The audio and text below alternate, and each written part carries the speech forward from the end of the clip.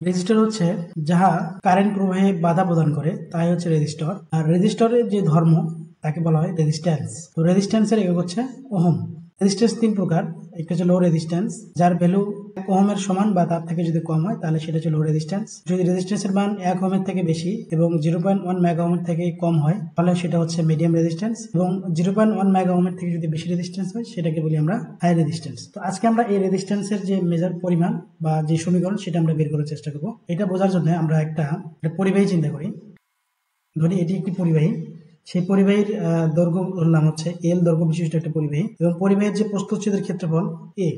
রেজিস্ট্যান্সের রোধের সূত্র অনুসারে বলা হচ্ছে যে একটি পরিবাহীর রোধ তার দৈর্ঘ্যের সাথে সরাসরি সমানুপাতিক, অর্থাৎ একটি পরিবাহী যত বেশি লম্বা হবে তার রোধ তত বেশি হবে, অর্থাৎ আর সমানুপাতিক এল।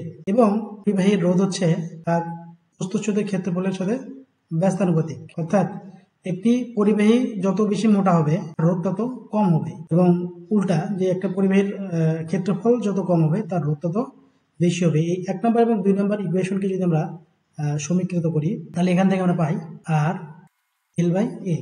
তো এখানে একটা সমানুপাতিক চিহ্ন রয়েছে, এটাকে জন্য আমরা ভ্যানিশ করতে চাই, এখানে একটা কনস্ট্যান্ট ভ্যালু আসতে হবে, সেটা হচ্ছে আর সমান রো এল বাই এ, এটাই মূলত।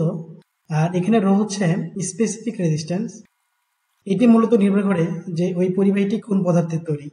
যদি কপারের পরিবাহী হয় তাহলে আপেক্ষিক রোধের মান একরকম, অ্যালুমিনিয়াম তারের জন্য আপেক্ষিক রোধের মান একরকম, এবং এভাবে ভিন্ন ভিন্ন যে পরিবাহী যদি হয় ভিন্ন ভিন্ন পদার্থের তৈরি হয় তাহলে সেক্ষেত্রে তার আপেক্ষিক রোধের মান ভিন্ন হয়ে থাকে। এটাই মূলত রোধের সূত্র।